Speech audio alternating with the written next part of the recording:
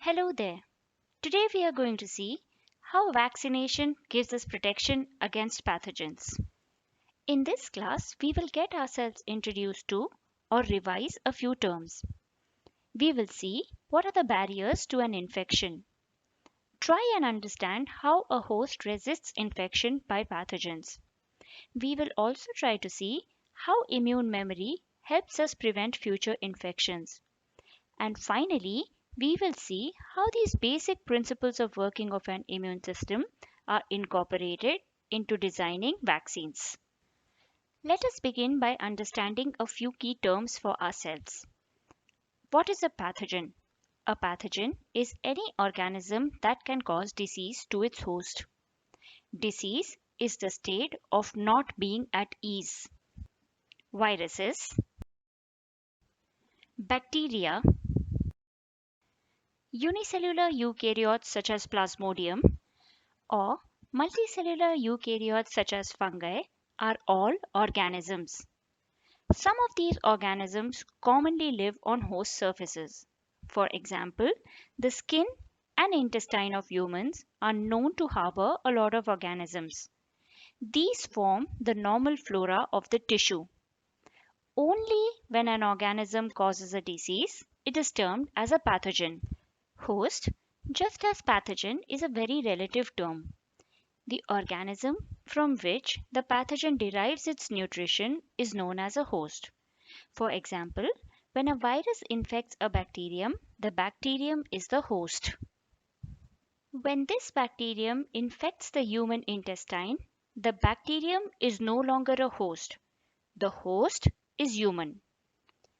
Some organisms colonize a single host, such as Mycobacterium tuberculosis. The bacterium that causes the disease TB tuberculosis can infect only humans. On the other hand, there are some organisms which have multiple hosts, such as Plasmodium, the agent that causes malaria. Plasmodium is capable of infecting both mosquitoes and humans.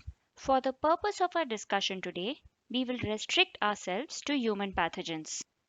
So, where are these pathogens found? Everywhere. Depending on their occurrence, pathogens choose the route of entry in their hosts.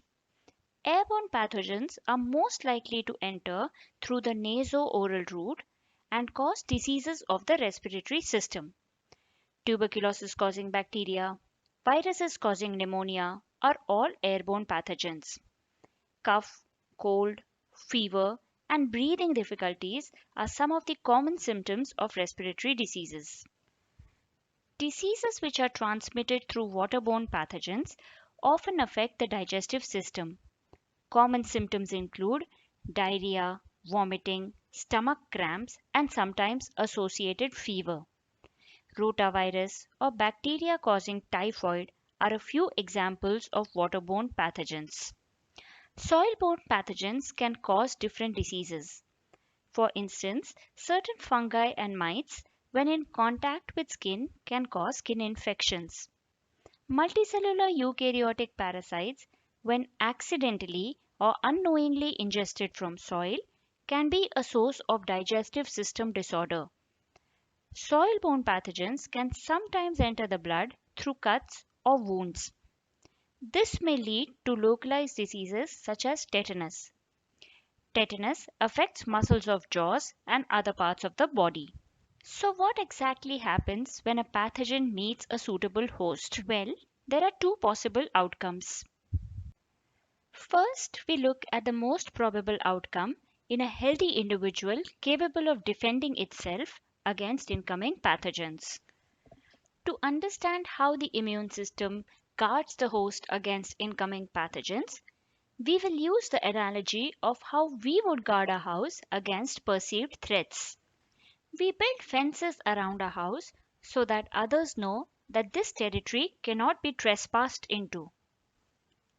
If an intruder walks past the fence, we have security locks that will make breaking into the house a great deal more difficult.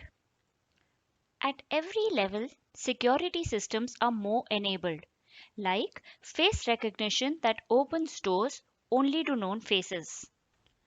We are also prepared for diverse threats, like fire alarms that activate water sprinklers and prevent damage to life and property. At times, we also recruit specialized intuitive services. Now, let us compare this to the human immune system. To ward off any infection, skin is our primary barrier. An intact skin prevents easy entry to the pathogens. Cuts or open wounds break this primary barrier to defense, allowing easy pathogen entry. Openings of the body where skin breaks naturally, such as nose, eyes, ears, or the genitourinary tract, are lined by mucous membranes. Pathogens which try entering through these openings are trapped by the mucous membrane. In the absence of mucous membrane, pathogens gain access to the host and colonize in favorable locations. Assume that a pathogen has managed to break the host primary barriers of defense. Now, how does the host recognize it as foreign? Here, the host begins using its recognition strategies. Suppose I have human A and B. All cells of human A have, say, a red color marker. When the immune system of A sees this marker, it lets the cell go unharmed. It knows that this cell is self.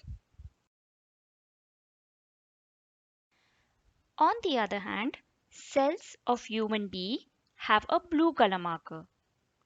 Immune system of B identifies all its cells only with this marker and lets them go unharmed.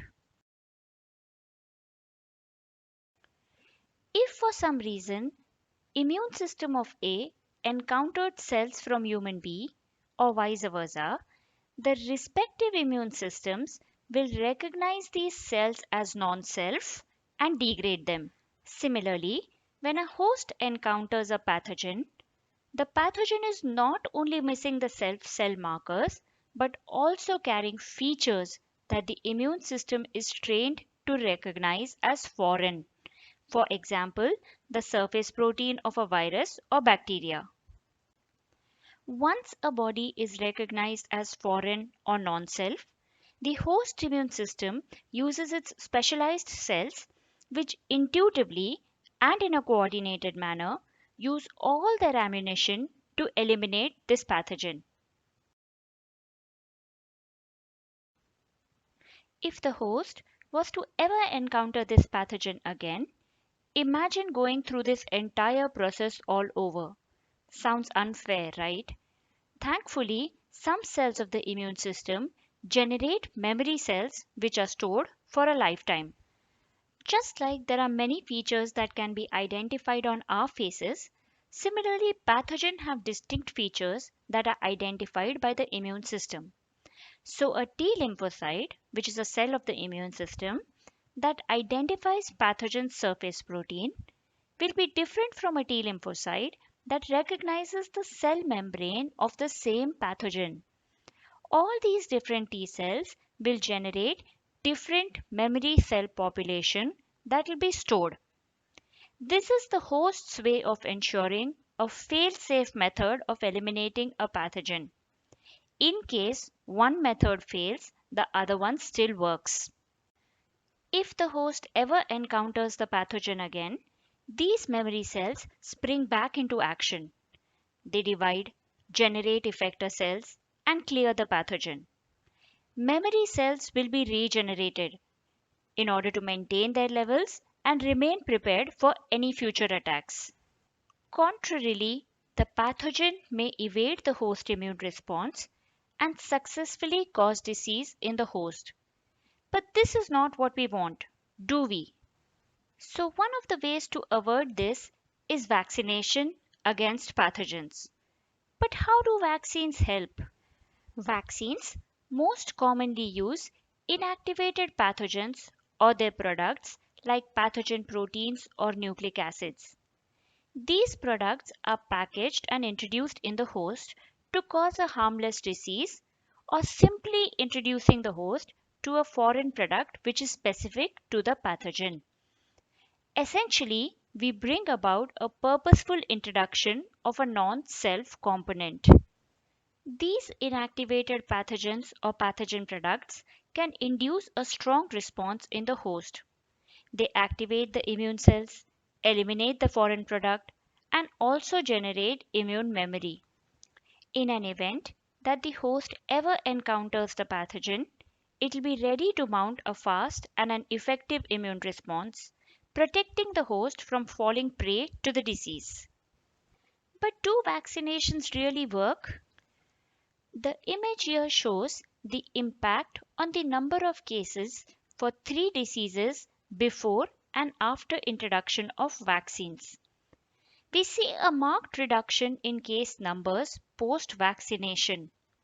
Thus, vaccination not only prevents severe disease but can also successfully eliminate diseases such as smallpox. And with this, we are done. Until next time, goodbye.